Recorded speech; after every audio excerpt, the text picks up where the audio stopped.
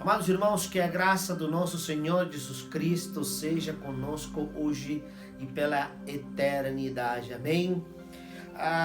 Nesta oportunidade, nós estamos celebrando o domingo de ressurreição, a Páscoa do Senhor. Estamos alegres de podermos relembrar que Ele ressuscitou para nos dar vida e para nos dar vida em abundância. Eu quero compartilhar uma palavra com os amados irmãos que tem como título, o tema, a revelação da cruz. Revelação da cruz.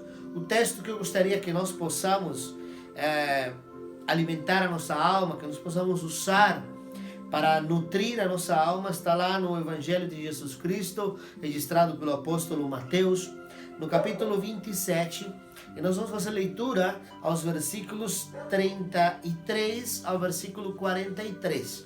Mas durante o sermão nós vamos usar outros versículos que estão neste texto de Mateus 27 e alguns outros que encontram-se também na palavra do Senhor, mas que tem a ver com o tema de hoje. Abra sua Bíblia ou acesse sua Bíblia aí no seu aparelho eletrônico.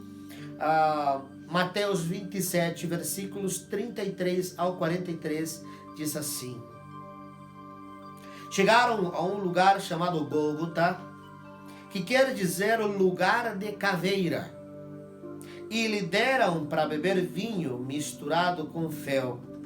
Mas, depois de prová-lo, recusou-se a beber. Depois de o crucificarem, dividiram as roupas dele, tirando sortes. E sentando-se, vigiavam-no ali. Por cima de sua cabeça colocaram por escrito a acusação feita contra ele: Este é Jesus, o Rei dos Judeus. 2 ladrões foram crucificados com ele, um à sua direita e outro à sua esquerda. Os que passavam lançavam-lhe insultos, balançando a cabeça e dizendo: Você que destrói o templo e o reedifica em 3 dias, salve-se, desça da cruz, se é filho de Deus. Da mesma forma, os chefes dos sacerdotes, os mestres da lei e os líderes religiosos zombavam dele, dizendo: Salvou os outros, mas não é capaz de salvar a si mesmo? E eu, rei de Israel? Desça agora da cruz e creremos nele. Ele confiou em Deus. Que Deus o salve agora, se dele tem compaixão, pois disse: Sou o Filho de Deus. Oremos. Pai querido, queremos, Senhor, que o Senhor, com o poder do Teu Santo Espírito, alimente as nossas almas, as nossas vidas, com esta porção da Tua Palavra, que nós possamos crescer em santidade, em conhecimento do Senhor, através do ensinamento nesta oportunidade, Senhor. Para isso, usa, ó Pai, clamamos a Ti, do Teu Santo Espírito. Senhor, eu quero Te pedir que não seja eu que ministre esta mensagem, mas que tudo venha do Senhor, que eu não coloque nada do meu coração, mas que o Teu Santo Espírito poderoso possa nos alimentar através desta palavra, em nome de Jesus. Amém e amém. Meus amados irmãos, existem vários filmes que fazem a ensinação da morte do nosso Senhor Jesus Cristo. Um muito conhecido, que pela sua ótima qualidade em efeitos especiais, os especialistas dizem que chegou bastante perto de ensinar um pouco do que realmente o Senhor Jesus Cristo aconteceu. Mas uma realidade é que a grande maioria destes filmes, eles em vários momentos fogem da verdade bíblica. São usados ao entendimento daqueles que leem o roteiro. Falta realmente compreensão do significado que da morte e a ressurreição do nosso Senhor Jesus Cristo é para cada um de nós. Falta realmente discernimento para compreender, para entender o que realmente isto significa, a sua importância, especialmente para nós seres humanos, com o que tem a ver com a nossa vida eterna. O Senhor Jesus Cristo, como 100% homem, homem simples, homem comum, filho putativo de um carpinteiro, que segue a profissão do seu pai putativo, José, como carpinteiro. Amados irmãos, nós sabemos que o Senhor escolheu José por ser um homem temente a Deus, por ser um homem fiel ao Senhor. Mas é muito interessante que o Senhor Jesus Cristo aprende essa profissão e durante sua vida ele usa madeira, ele usa pregos, ele usa as ferramentas de um carpinteiro. E são justamente essas ferramentas, essa matéria-prima que ele usa durante sua vida como profissão que é usada na sua morte. A cruz feita de madeira, com certeza feita por um carpinteiro. Os pregos colocados nas suas mãos, com certeza inúmeras vezes ele usou. O martelo para pregá-los, também usados pelo Senhor Jesus Cristo. Isso mostra a simplicidade de um ser humano comum, 100% homem. Mas nós também sabemos que 100% Deus. Amados, a crucifixão do nosso Senhor Jesus Cristo é o evento mais conhecido na história da humanidade, mas é também o menos compreendido pela humanidade. O Senhor Jesus Cristo é muitas vezes enxergado simplesmente como uma criança num pesebre. Outros o veem como aquele que faz milagres. Outros o enxergam, inclusive, como um grande filósofo da humanidade, um grande pensador. Os metafísicos falam que é o maior metafísico da era da humanidade. Realmente falta uma verdadeira e real compreensão da pessoa de Cristo e do seu sacrifício por você e por mim. A maior dor que o Senhor Jesus Cristo sentiu na crucifixão e morte não foi a dor física. Os especialistas dizem, há um tempo atrás, trouxe um vídeo de médicos especialistas que analisaram a morte do Senhor Jesus Cristo e falam passo a passo o que acontece com o corpo humano num processo de crucifixão. E os especialistas conseguem enxergar a fortaleza desse homem que estava sendo crucificado. Os psicólogos, os psiquiatras conseguem enxergar a fortaleza mental deste homem que a ciência diz que quando um ser humano submetido a fortes dores, eles não conseguem raciocinar. Mas o Senhor Jesus Cristo, ele conseguia enxergar a sua mãe e fala para João: aí está tua mãe, mãe, é isso aí o teu filho. Ele conseguia ter compaixão, enxergar e olhar aqueles que o estavam crucificando e falar: Pai, não lhes imputes este pecado, perdoa-os, porque não sabem o que eles fazem. Mas a dor física não foi a maior dor que ele sentiu. A palavra de Deus revela que a maior dor que ele sentiu neste período foi quando Deus se afasta dele. No momento em que o pecado do mundo está sobre o Senhor Jesus Cristo, a palavra de Deus diz que ele fala: Deus, por que me abandona? A dor maior do Senhor Jesus Cristo não foi a física, foi a espiritual, no momento que o pecado do mundo cai sobre ele e o Pai se afasta dele. Muitas crianças, e não somente crianças, adolescentes, jovens, inclusive adultos, passaram por experiências de serem abandonados pelo seu pai. E todos eles concordam de quanto foi doloroso, de quanto foi difícil essa situação. O Pai Celestial não é um pai que abandona seus filhos.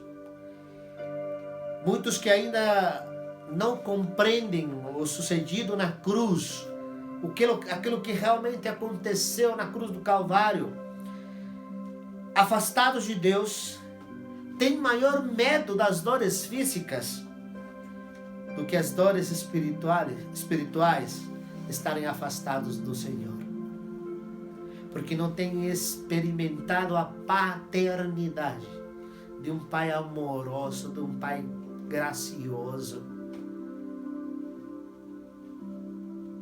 Mateus 27, versículo 46 diz: por volta das 3 horas da tarde, Jesus bradou em alta voz: Eloi, Eloi, lama sabachthani, que significa: meu Deus, por que me abandonaste? Amados, se nós prestarmos atenção ao texto, ele não diz: Pai, por que me abandonaste? Por que me abandonas? Ele diz: Deus. Ele não está enxergando nesse momento a primeira pessoa da Trindade como o Pai. Ele nesse momento está enxergando ele como um Deus justo, como aquele juiz, porque o pecado do mundo, o pecado da humanidade estava caindo sobre ele. E ele reconhece esse juiz sobre ele, e ele não chama ele de pai. Ele fala: meu Deus, por que me abandonaste? Amados, Lucas, o Evangelho de Cristo registrado por Lucas, também revela essa situação que estava acontecendo, mas ele dá um pouco mais de detalhes. Olha o que diz Lucas 23, versículo 46. Jesus bradou em alta voz: Pai, nas tuas mãos entrego o meu espírito. Tendo dito isso, expirou. Mateus diz que por volta das 3 horas da tarde, Jesus bradou: Eloi, Eloi, lama sabachthani, meu Deus, por que me abandonaste? E o texto continua dizendo que ele mais uma vez bradou e faleceu. E aqui Lucas está dizendo que essa lamentação é só mais que o Senhor Jesus Cristo. Essa palavra que o Senhor Jesus Cristo deu a mais foi: Pai, nas tuas mãos entrego o meu espírito. Nesse momento, o Senhor Jesus Cristo volta a reconhecer a primeira pessoa da Trindade como o seu Pai. O preço estava sendo pago pelo pecado da humanidade. E ele entrega nas mãos do seu Pai o seu Espírito.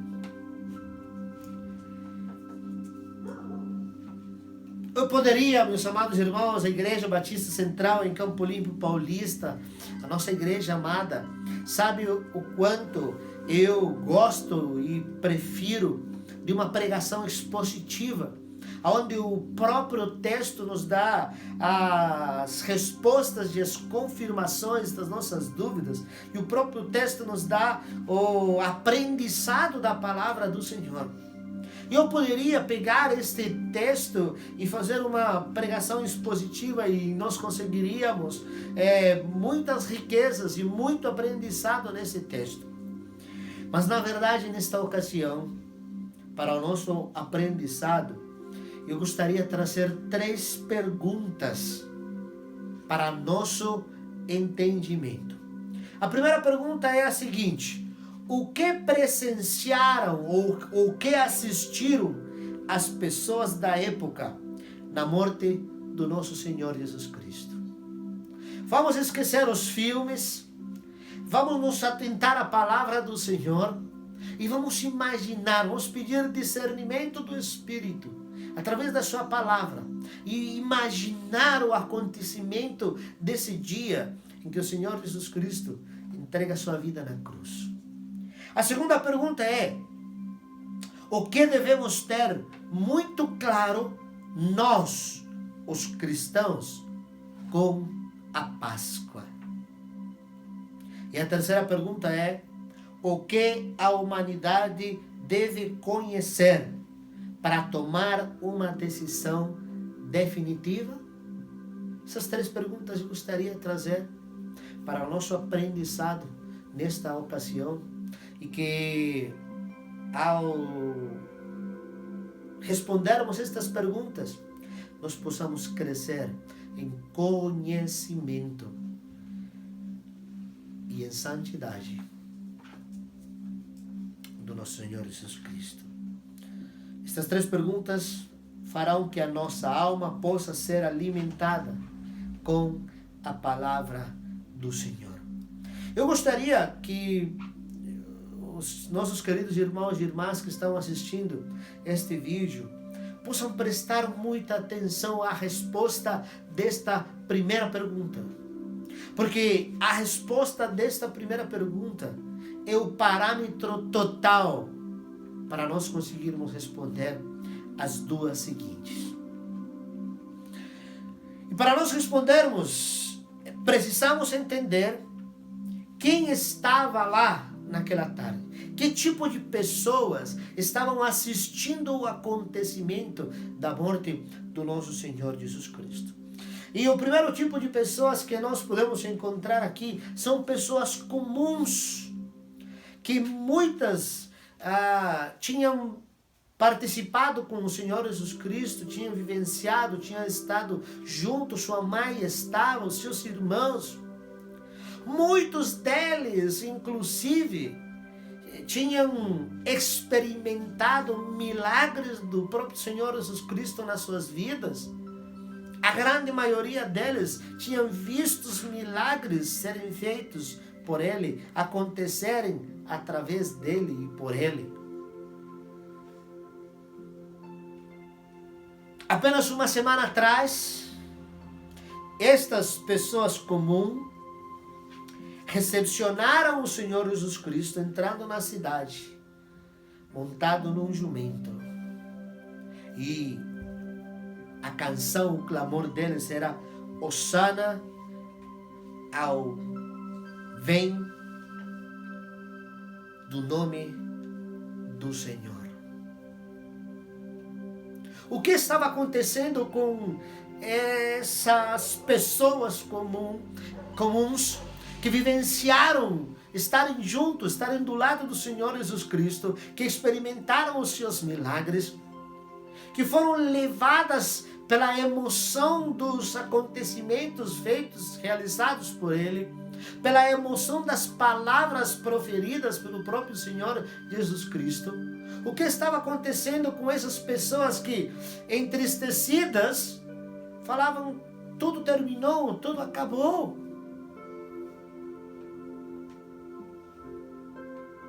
Tudo indica, como diriam os profissionais da psicologia, que era uma psicose coletiva. Estavam todos juntos se deixando levar a um entendimento errado, errôneo, da real situação que estava acontecendo nesse dia, que mudaria a história da humanidade. nenhum outro Deus fez esse sacrifício pelos seus filhos, pelas suas ovelhas. O segundo tipo de pessoas que encontravam-se nesse dia assistindo eram líderes religiosos judeus, conhecedores da Torá, e que eles tinham o conhecimento da lei, e que eles sabiam que lá em Deuteronômio estava escrito no capítulo 20, versículo 23, qualquer que esteja pendurado num madeiro está debaixo da maldição de Deus. E esses conhecedores, esses entendedores da Torá, da palavra de Deus, esses teólogos da época, esses filósofos da época, ao verem o Senhor Jesus Cristo pendurado em um madeiro e se depararem com este texto, está debaixo da maldição de Deus, o que eles podiam se perguntar? Como acreditar em alguém que está sendo morto, que está pendurado num madeiro, quando a Torá diz que qualquer que esteja pendurado está debaixo da maldição de Deus? Como aquele poderia ser o Filho de Deus, quando a mesma lei dele diz que ele veio para cumprir, que ele mesmo falava que veio para cumprir a lei, mas tudo indicava que ele estava indo em contra da lei escrita nas Escrituras. Meus amados, ele não estava indo contra. O entendimento deles estava errado. Na verdade, efetivamente, o Senhor Jesus Cristo estava ali recebendo a maldição dos pecados da humanidade. Ele estava pendurado num madeiro, sendo amaldiçoado com os pecados da humanidade. Estava se cumprindo aquilo que estava escrito. Amados, Deus demonstra através da lei que nós somos incapazes de cumpri-la. Pegue os 10 mandamentos que está lá no Êxodo capítulo 20. Quantos de nós somos capazes de cumprir? Nenhum de nós, ninguém na história da humanidade tem sido capaz de cumprir a lei à risca. Somente o nosso Senhor Jesus Cristo, na sua total humanidade, como 100% homem, conseguiu cumprir. Ninguém conseguiu, nem conseguirá obedecer à lei. Isso nos deixa como uma única opção de correr para a cruz, de nos humilharmos perante o único capaz, não somente de cumprir a lei, mas de se dar em sacrifício para nos justificar diante do Pai, por sermos incapazes de cumprir aquela lei. Nem você, nem eu, meu querido irmão, minha querida irmã, temos essa capacidade. Nós não podemos, mas Ele sim. É por isso que nós somos dependentes, é por isso que nós precisamos absolutamente do nosso Senhor Jesus Cristo. Entre esses líderes filósofos gregos, estavam ali esses intelectuais que percebiam,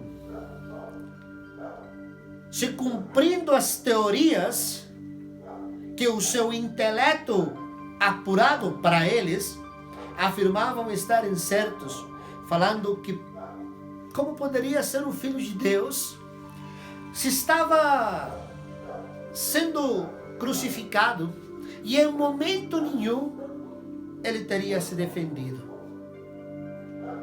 A palavra de Deus não diz, mas nos dá a pensar que muitos deles diriam que incapacidade intelectual de se defender para não ser crucificado.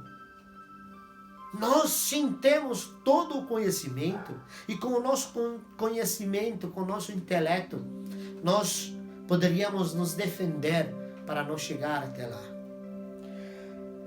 O apóstolo Paulo, em 1 Coríntios, capítulo 1, versículo 18 e 19, diz assim: pois a mensagem da cruz é loucura para os que estão perecendo, mas para nós que estamos sendo salvos, é poder de Deus. Versículo 19: pois está escrito: destruirei a sabedoria dos sábios e rejeitarei a inteligência dos inteligentes. Meus amados, todo aquele intelecto daqueles sábios da época, para o Senhor era simplesmente loucura.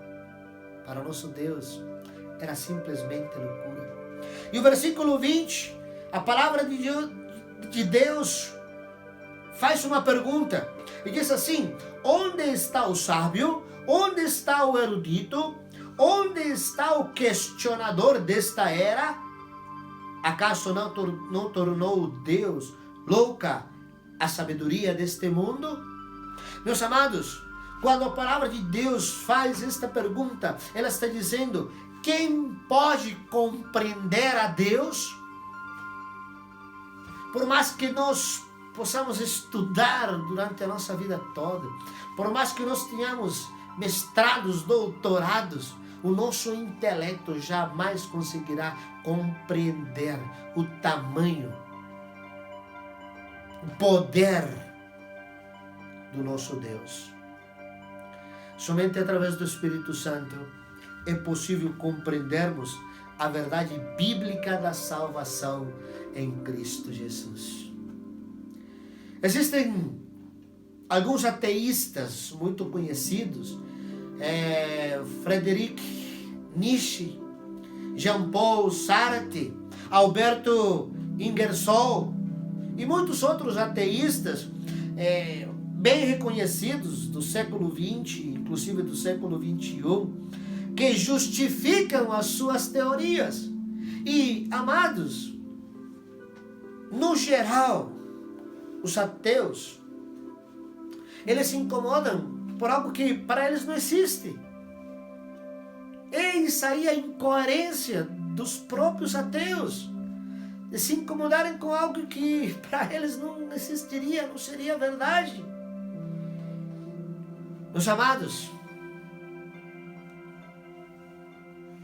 a maioria dos ateus, eles se acham em outro patamar daqueles que acreditamos pela fé na palavra de Deus, fielmente nos escritos inspirados pelo Espírito Santo, realizados por mais de 40 pessoas durante aproximadamente 1.600 anos, tendo 400 anos da época do silêncio, onde não se escreveu nada, entre 1500 até 100 anos da escrita do Novo Testamento.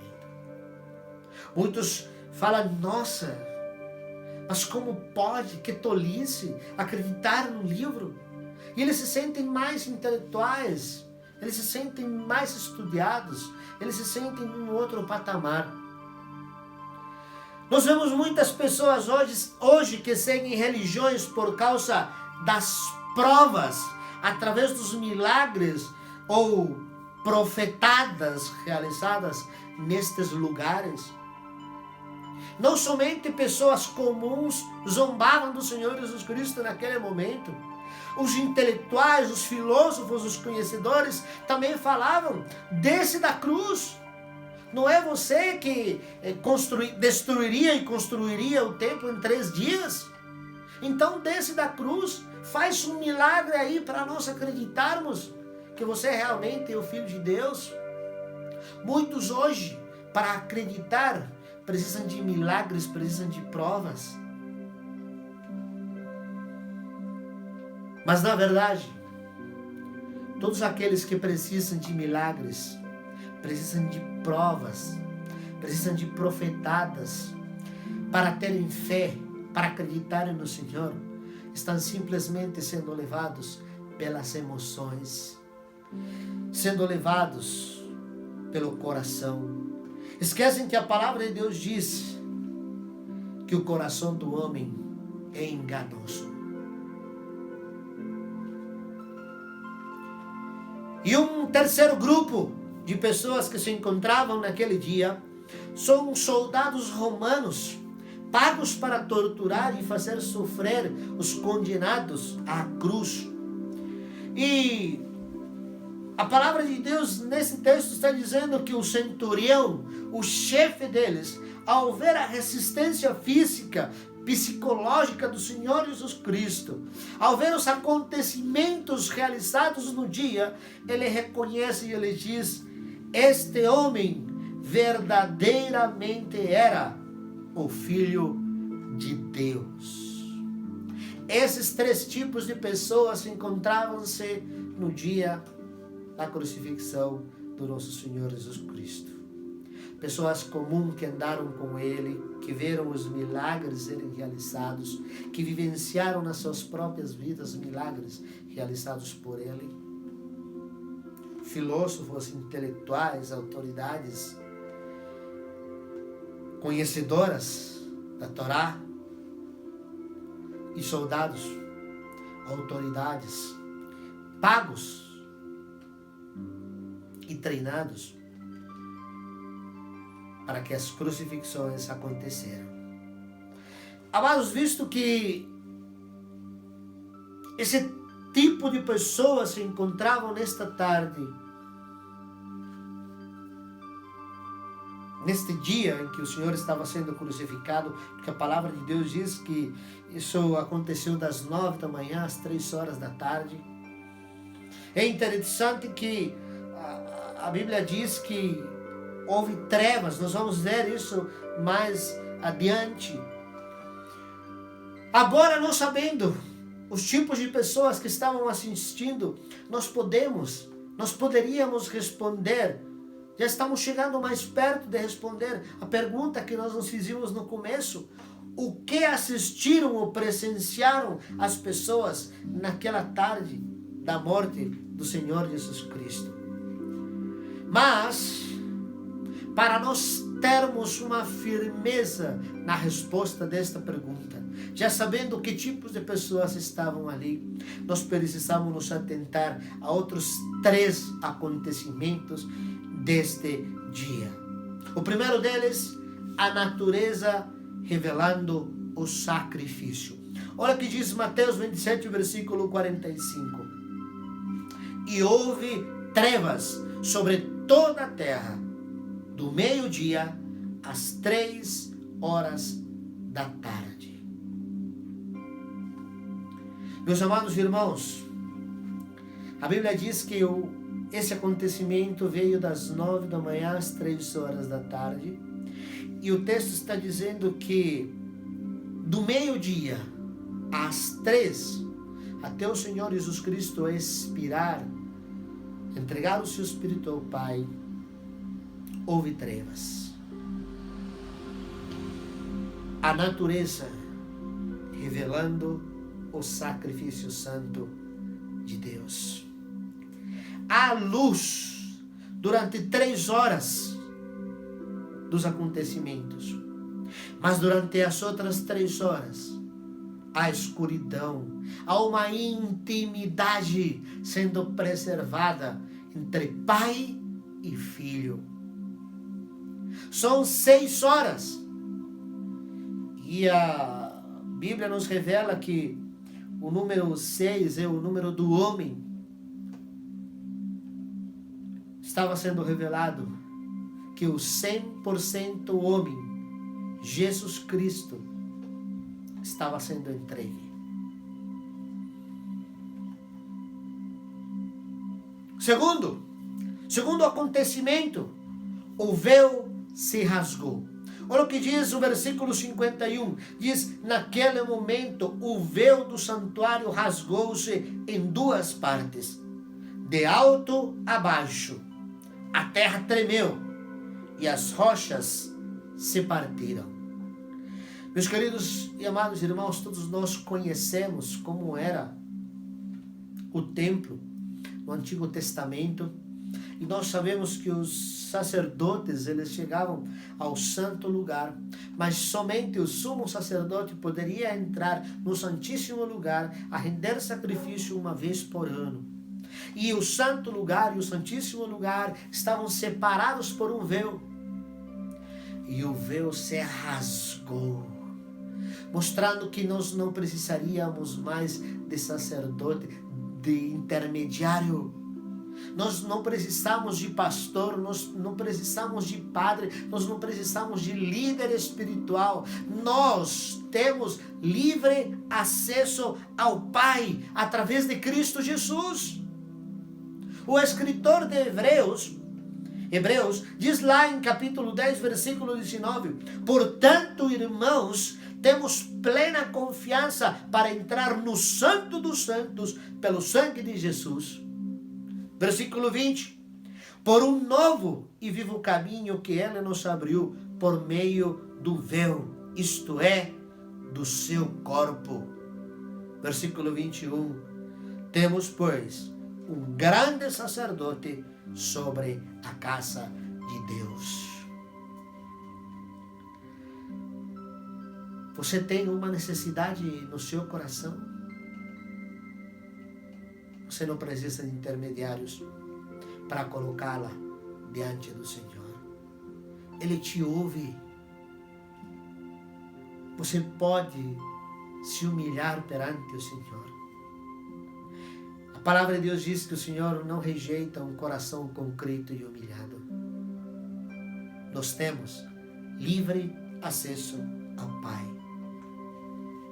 E a terceira situação que acontece e que naquele dia os presentes estavam vivenciando, estavam assistindo, é que os túmulos se abrem. Mateus 27, versículos 52 ao 54, diz assim: os sepulcros se abriram e os corpos de muitos santos que tinham morrido foram ressuscitados. E, saindo dos sepulcros, depois da ressurreição de Jesus, entraram na cidade santa e apareceram a muitos. Quando o centurião e os que com ele vigiavam Jesus viram o terremoto e tudo o que havia acontecido, ficaram aterrorizados e exclamaram: verdadeiramente este era o Filho de Deus. Meus amados, eles não somente veem ou assistem o caráter de um homem santo, a fortaleza de um homem santo. Eles não somente estão assistindo com um compreendimento errôneo do que realmente acontece, mas eles estão assistindo a outros fatos acontecerem.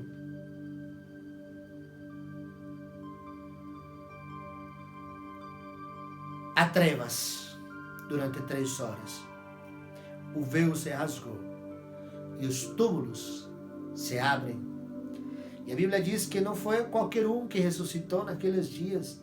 Diz: os sepulcros se abriram e os corpos de muitos santos que tinham morrido foram ressuscitados. Está dizendo que os que ressuscitaram naquele dia tinham acreditado no Senhor Jesus Cristo e morreram um pouco antes do seu grande sacrifício. Tinham ouvido diretamente dele, tinham participado com ele. Há uma revelação dos primeiros frutos ditos pelo próprio Senhor Jesus Cristo no Evangelho de João. João capítulo 5, versículos 26 ao 27 diz assim: pois da mesma forma como o Pai tem vida em si mesmo, Ele concedeu ao Filho ter vida em si mesmo. Ele estava se revelando diante da humanidade. Versículo 27, e deu-lhe autoridade para julgar porque é o Filho do Homem. Não fiquem admirados com isso, pois está chegando a hora em que todos os que estiverem nos túmulos ouvirão a sua voz e sairão. Os que fizeram o bem ressuscitarão para a vida, e os que fizeram o mal ressuscitarão para serem condenados. Meus amados, as testemunhas daquele dia, daquela tarde da crucifixão de Cristo, elas viram os túmulos se abrir de alguns santos.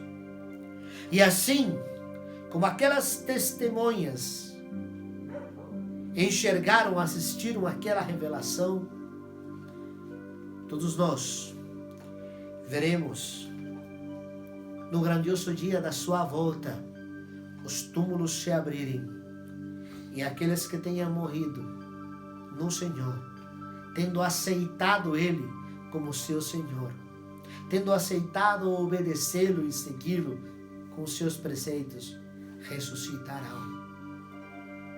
Não sabemos se nós estaremos vivos. Talvez nós já estejamos nos túmulos e sejamos nós os que vamos sair desses túmulos naquele dia. Agora sim, meus amados, depois de perceber que tipo de pessoas estavam naquele dia e quais acontecimentos, além de ver o caráter e o poder do homem que estava sendo crucificado, que acontecimentos sucederam naquele dia? Os túmulos se abrem, o véu se rasgou. E sim, a natureza revelou o sacrifício do Senhor. Agora sim, nós temos a capacidade de respondermos essa pergunta. O que assistiram? O que eles viram naquele dia? E a resposta é: as pessoas naquela tarde, naquele dia, testemunharam a instituição da graça salvadora do nosso Senhor Jesus Cristo. Meus amados, nós precisamos entender: nenhum homem, nenhuma pessoa conseguiria suportar o que ele suportou. Nenhum ser humano faria o que ele fez, porque nenhum teríamos a capacidade. Ele, como 100% homem, se preservou durante seus 33 anos. Como 100% homem, se preparou, cumpriu todas as exigências da lei, para assim poder nos justificar diante do Pai. Isso assistiram aqueles que estavam no dia do sacrifício do nosso Senhor Jesus Cristo. A graça sendo instituída. Eu gostaria de concluir por aqui respondendo as duas outras perguntas. Com o entendimento desta primeira resposta, da primeira pergunta, nós podemos agora sim concluir este sermão, respondendo as outras duas. E a segunda pergunta que nós tínhamos colocado é: o que devemos ter muito claro, nós, os cristãos, com a Páscoa? E tem três coisas que nós precisamos ter muito claras na Páscoa. E a primeira delas é que nós somos chamados a ensinar essa mensagem do Evangelho de Jesus Cristo. Todos nós conhecemos o hino do Senhor, lá em Mateus 28, versículos 19 e 20. Portanto, vão e façam discípulos de todas as nações, batizando-os em nome do Pai, e do Filho e do Espírito Santo, ensinando-os a obedecerem a tudo o que eu lhes ordenei. E eu estarei sempre com vocês até o fim dos tempos. Essa é a primeira coisa que nós devemos ter muito claro com a Páscoa, meus amados irmãos. Que nós somos chamados a ensinar sobre esse sacrifício santo e maravilhoso que nos deu a salvação, a vida eterna. A segunda coisa que nós cristãos devemos compreender, devemos ter muito claro com a Páscoa, é que somente um pecado não tem perdão. Marcos capítulo 3, versículos 28 ao 30 diz assim: eu lhes asseguro que todos os pecados e blasfêmias dos homens lhes serão perdoados. Mas quem blasfemar contra o Espírito Santo nunca terá perdão, e culpado de pecado eterno é. Versículo 30, Jesus falou isso porque eles estavam dizendo: ele está com um espírito imundo. Meus amados irmãos, aquele que rejeita a mensagem de salvação através do Espírito Santo não recebe o perdão de tê-lo rejeitado. A palavra de Deus diz que nós já estamos condenados. A palavra de Deus diz que todos os pecados e blasfêmias dos seres humanos são perdoados, mas tão somente rejeitar a salvação de Cristo, isso não terá perdão através do Espírito Santo. E a terceira coisa que nós precisamos entender, precisamos ter muito claro com a Páscoa, nós cristãos, é que o Senhor não rejeita a ninguém. Olha que diz 1 Timóteo capítulo 2, versículos 3 e 4. Isso é bom e agradável perante Deus, nosso Salvador, que deseja que todos os homens sejam salvos e cheguem ao conhecimento da verdade. A palavra de Deus não está dizendo que alguns homens sejam salvos. A palavra de Deus não está dizendo que o Senhor escolheu alguns para serem salvos e escolheu outros para serem condenados. A palavra de Deus está dizendo que o Senhor deseja que todos sejam salvos. Meus amados, é por isso que nós cristãos precisamos ter muito claro na Páscoa que não importa a quantidade de pecados, ensine a mensagem do Evangelho sem acepção de pessoas. Não importa o tipo de pessoa que seja. Nós não temos o direito de julgar quem deve e quem não deve ser salvo. Mas nós somos chamados, sim, a ensinar, a falar sobre o Evangelho de Jesus Cristo, sobre o sacrifício santo na cruz para o perdão dos pecados de todos, porque Ele deseja que todos sejam salvos. E a última pergunta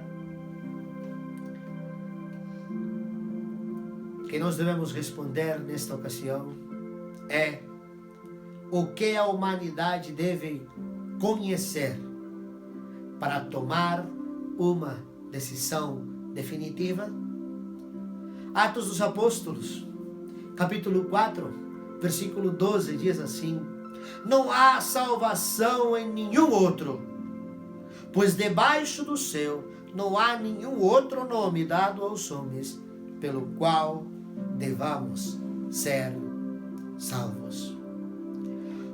O apóstolo Pedro, cheio do Espírito Santo, profere estas palavras perante o sumo sacerdote e as autoridades, quando questionados sobre a pregação deles. A humanidade precisa conhecer, a humanidade precisa entender que há um único caminho para a salvação. E Ele próprio diz: eu sou o caminho, eu sou a verdade, eu sou a vida. Ninguém vem a mim, ninguém vai ao Pai, senão por mim. O próprio Senhor Jesus Cristo se revela como esse caminho, como a verdade como a vida eterna. E a humanidade precisa compreender, precisa entender. E nós cristãos temos o privilégio de espalhar essa mensagem. Talvez eu esteja falando para alguém que está assistindo este vídeo e nunca tomou essa decisão de reconhecer o Senhor Jesus Cristo como o único Senhor e Salvador da sua vida. Talvez eu esteja falando através deste vídeo para alguém que não tinha compreendido a profundidade, o tamanho da decisão de aceitar esse Senhor, esse Salvador, o único capaz de nos justificar perante o Pai, porque todos nós somos incapazes de obedecer à lei, de cumprir a lei. E se você é um desses, você neste momento pode aceitar o Senhor Jesus Cristo como Senhor e Salvador da sua vida. Reconheça a tua incapacidade, reconheça o teu pecado, peça perdão a Ele, porque a palavra de Deus diz que Ele é misericordioso para nos perdoar. E pedindo perdão, aceite Ele e peça que Ele seja o Senhor da tua vida. E a partir de agora, não se separe das Escrituras. Comece a conhecer e a entender, a crescer na graça e no conhecimento do Senhor através da sua palavra. Eu gostaria de orar com você. Pai querido, Deus amado, eu não consigo saber o alcance desta filmagem, deste vídeo, mas o Senhor sabe de todas as coisas. Que esta pessoa que está assistindo neste momento e agora compreendeu a importância do tamanho do sacrifício do Senhor na cruz. Que essa pessoa que neste momento está reconhecendo o seu pecado e está pedindo perdão a Ti. Que essa pessoa que neste momento está Te reconhecendo como o Teu Salvador, como o seu Senhor. Que o Senhor possa, através do poder do Teu Santo Espírito, dar a paz que excede todo entendimento no seu coração, Senhor. É a minha oração em Cristo Jesus, o nosso Salvador. Amados irmãos, o cristão precisa entender que o Senhor deseja que todos sejam salvos. Nós não temos o direito de rejeitar ninguém. O cristão precisa compreender que somente um pecado não será perdoado, não terá perdão pelo Senhor. E o cristão precisa compreender, através da Páscoa do Senhor, que somos chamados a ensinar, a pregar a palavra de Deus. Que Deus continue abençoando suas vidas grandemente. Vamos louvar. Vamos adorar o nosso Senhor. Que nós possamos, com este louvor, fazer uma declaração cantada ao Senhor. Que nós possamos declarar para sempre. Para sempre. Aumenta um pouquinho.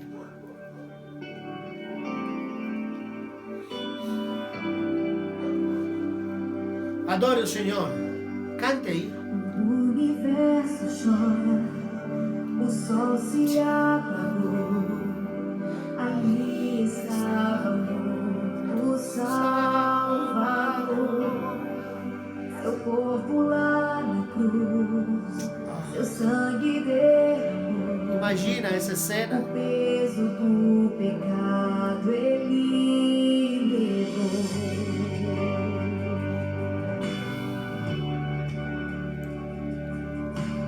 Oh Senhor, obrigado por esse sacrifício santo que o Senhor fez na cruz. Deus Pai o abandonou, cessou seu respirar, e em trevas se encontrou o Filho. A guerra começou, a morte enfrentou, todo o poder das trevas vencido foi.